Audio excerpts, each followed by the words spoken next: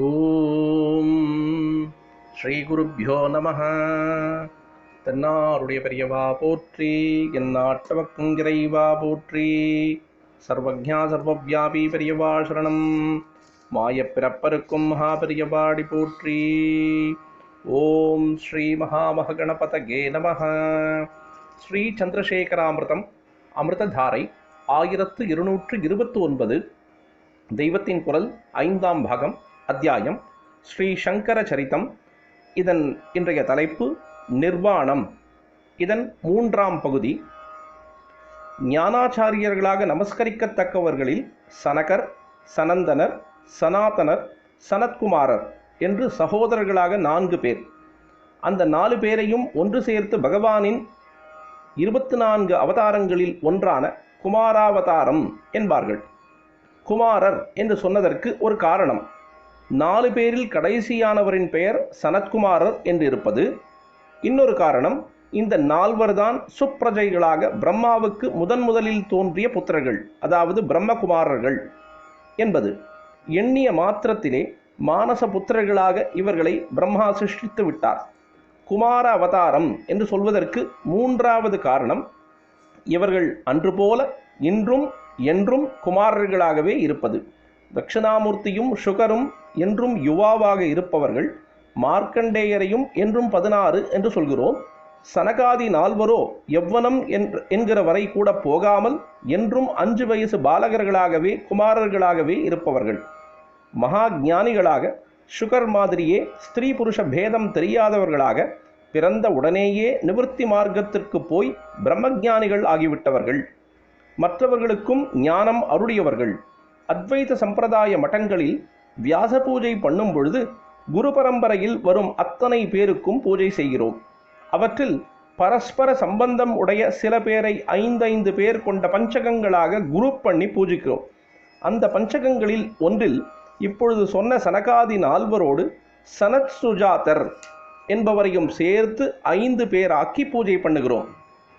இவர்களும் சாஸ்திரோக்தமாக சொல்லப்படும் சந்நியாசாசிரமம் வகித்தவர்கள் அல்ல. மொட்டைத்தலையும் காஷாயமும் இல்லாதவர்கள். சுகரையும் தத்தரையும் போலத்தான் இவர்களும் நிர்வஸ்திரமாக சஞ்சாரம் பண்ணிக்கொண்டே இருப்பார்கள். குழந்தைகளாக இருப்பதால் அதில் பாமரர்களுக்கும் கூட விகல்பம் தெரியாது. இவர்களையும் அதிவர்ணாசிரமிகளில்தான் சேர்க்க வேண்டும். மொத்தத்தில் விஷயம் என்னவென்றால், குரு பரம்பரையில் சுகர் உட்பட எவருமே ஸ்மிருதிகளில் சொல்லியிருக்கும்படியான ரூல்களுக்கு உட்பட்ட சந்நியாச ஆசிரமம் வகித்தவர்கள் அல்லர். ஆனாலும் பிரம்மஜான ஸ்வரூபங்களாக இருந்ததால் பிரம்ம வித்யைக்கு ஆச்சாரிய புருஷர்களாக இருந்தார்கள்.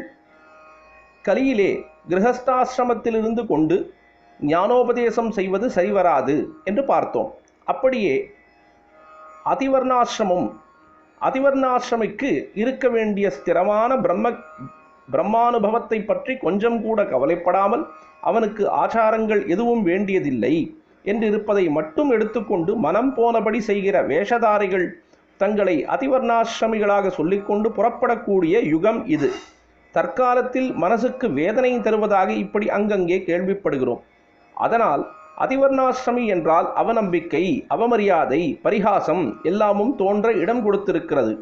எனவே கலியிலே அதிவர்ணாசிரமிகள் குரு பரம்பரையில் வருவதற்கு இல்லை என்றுதான் சுகாச்சாரியாளுக்கு அப்புறம் விதிவத்தாக சந்நியாசாசிரமம் வாங்கி கொண்டவர்களின் பரம்பரை கௌடபாதரிலிருந்து தொடங்கியது. இப்படி சொன்னதால் ரூல் படியான சந்நியாசாசிரமம் என்பதே கௌடபாதரிலிருந்து தான் ஆரம்பித்ததாக்கும் என்று நினைத்துவிடக்கூடாது. அது கௌடபாதருக்கு முன்பே ஆதியிலிருந்து இருந்ததுதான். 4 ஆசிரமங்கள் என்பது ஆதியான வேத காலத்திலிருந்தே இருப்பது. வேதத்தில் சம்ஹிதை, பிராமணம், ஆரண்யகம், உபனிஷத் என்று 4 இருப்பதே வரிசைக்கிரமமாக பிரம்மச்சாரியின் அத்தியனம், கிரகஸ்தனின் யஜ்ஞானுஷ்டானம், அரண்யத்தில் போய் இருந்து கொண்டு தத்துவ விசாரத்தோடு வானப்பிரஸ்தம் செய்யும் கர்மானுஷ்டானம், கர்மாவை விட்டுவிட்டு சந்நியாசி செய்கிற சுத்தமான தத்துவ விசாரம் என்ற 4 காட்டுவதுதான். இப்படி வேத முறையை நன்றாக புரிந்து கொண்டு சொல்லியிருப்பது யார் என்றால் பால் டாய்சன் என்கிற ஜெர்மனிக்காரர். அவருக்கு நம் ஆச்சாரியாளின் சித்தாந்தத்தில் எல்லையில்லாத ஈடுபாடு. பிருகதாரண்யக்க உபனிஷத்தில் யாக்ஞவல்யர் பத்னிகளை விட்டுவிட்டு சந்நியாசியாக புறப்பட்டதை பார்க்கிறோம். நாரத பரிவ்ராஜக உபனிஷத் என்பது போல சந்நியாசத்திலே எத்தனை வகை உண்டு என்று விவரித்து சொல்வதற்காகவே 10-15 உபனிஷத்துகள் இருக்கின்றன. அவதூதோபனிஷத், சந்நியாசோபனிஷத் என்றெல்லாம் இருக்கின்றன. முதல் மனுஷனை பிறப்பித்தவர் மனு. அவரே எப்படி வாழ்க்கை நடத்த வேண்டும் என்று அவனுக்கு சொல்லிக் கொடுப்பதற்காக மனுஸ்மிருதி என்றும் மனு தர்மசாஸ்திரம் என்றும் சொல்லப்படும் நூலை பண்ணினார். அதிலும் அப்புறம் வந்த மற்ற ஸ்மிருதிகளிலும் 4 ஆசிரமங்களை சொல்லி துரிய ஆசிரமமாக, அதாவது 4வது ஆசிரமமாக சந்நியாசத்தை விதித்திருக்கிறது.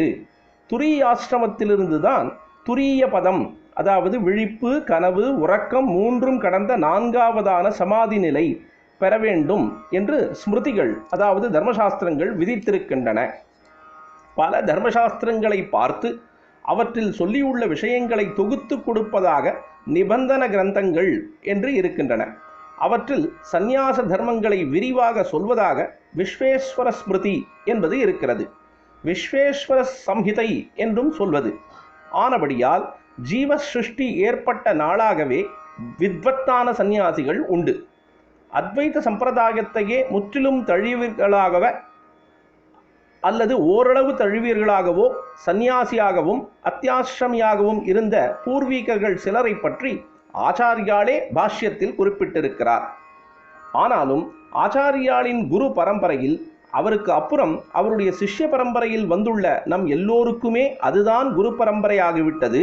அதிலே அவருடைய பரமகுருவான கௌடபாதரும் குருவான கோவிந்த பகவத்பாதரும் தான் விதிவத்தாக சந்நியாசம் வாங்கி கொண்டு சாஸ்திர பிரகாரம் அந்த ஆசிரமத்தின் ஆச்சரணைகளை நடத்தியவர்கள். சனகாதியர், தத்தர், சுகர் முதலியவர்களும் சந்நியாசத்திற்கும் மேலே போன மகா பெரியவர்கள். ஆதலால் சந்நியாச தீட்சை கொடுக்கும் அதிகாரம் அவர்களுக்கும் உண்டு. அப்படித்தான் சுகரிடமிருந்து கௌடபாதர் சந்நியாசம் வாங்கி கொண்டது. அமிர்தம் தொடர்ந்து பொழியும். பிரதோஷ சங்கர பிரத்யக்ஷ சங்கர தென்னாருடைய பெரியவா போற்றி, எந்நாட்டவர்க்கும் இறைவா போற்றி. சர்வஜ்ஞா சர்வவ்யாபி பெரியவா சரணம். மாயப் பிறப்பருக்கும் மகா பெரியவாடி போற்றி.